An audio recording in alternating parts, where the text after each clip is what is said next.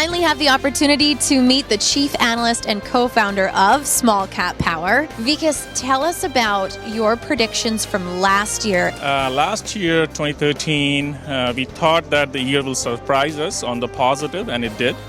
We were quite positive about U.S. economy, and it did better than expectation from year 2012. And Canadian economy has struggled a little bit.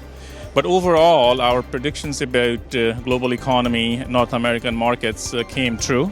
Now, building from 2013 in 2014, we believe that the markets should continue to do well, although it won't be as good as 2013 for sure because of the spectacular year which we had in 2013 in North American markets, especially the U.S. market. As far as global economy is concerned, it could very well be that the first time after 2007, we could see every major block growing compared to 2013. So we remain quite positive about 2014, the outlook for 2014. What about the resource sector itself? So resource sector has been beaten down, as you know. It has been for a while, especially the resource sector in the junior markets. Some people even say that resource investing is dead. To them, I would say that they have very short-term investment memory. Resource investing has always been cyclical. It has always had wide fluctuations.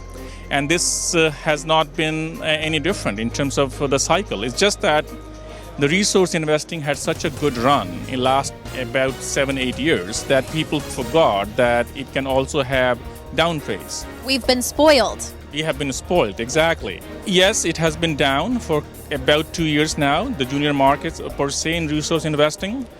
However, if you look at the valuation now, they are becoming compelling. Demand for resources will not die. As we know that emerging markets, China, India, Brazil, Indonesia, you name it, they're still growing at a fast clip. There will still be need for lots of those commodities.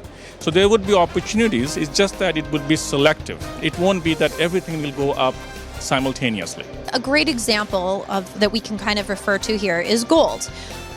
Gold in the late 70s, you can kind of compare to what is happening now, all the way down to 1,200. What's your take on gold? Gold has been something which surprised us last year. We were expecting gold to stay quite in that 1,500-1,600 range, and it broke down, and it's kind of has come off quite a bit from its peak.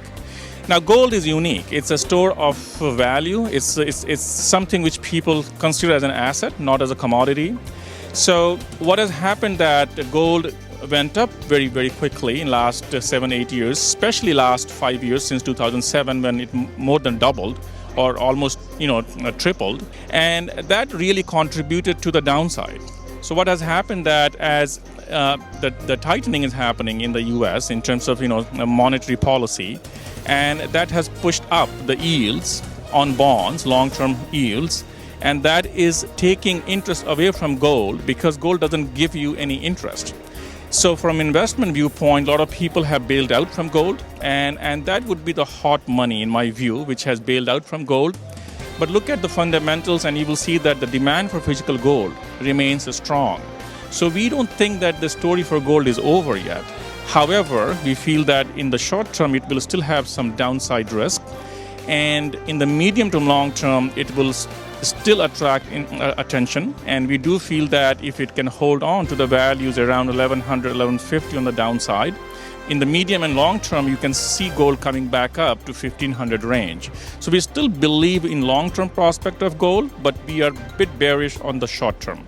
Okay, so maybe 2015 is probably the upside for gold. We believe that 2014 would be slightly negative for gold, but as inflation start to show up in rich world, in rich countries, you will see that demand for gold will again come back up from investment viewpoint. Physical demand is still strong in countries like India and China, where people go for gold as a store of value. They're still buying gold. So yes, you are right. In 2015 and 2016, we feel more positive about gold. But as Rick Rule would say, he'd say, hey, it's 40% off. It can be 40% off, but it could go further down. There is no such thing that it cannot go down from here. But at the same time, we think that it is 40% off because it went up 300% in the last 6-7 years, right? So if you look at long-term value of gold, it's still at higher level compared to historical levels in the last 30 years or so. So we feel that gold had still merit, but it can face some downward pressure in the short term. Sure. Well, there's give and take with all of this. Keep that in mind. So being here at the Resource Conference, what are your favorite sectors that you like to deal with mostly?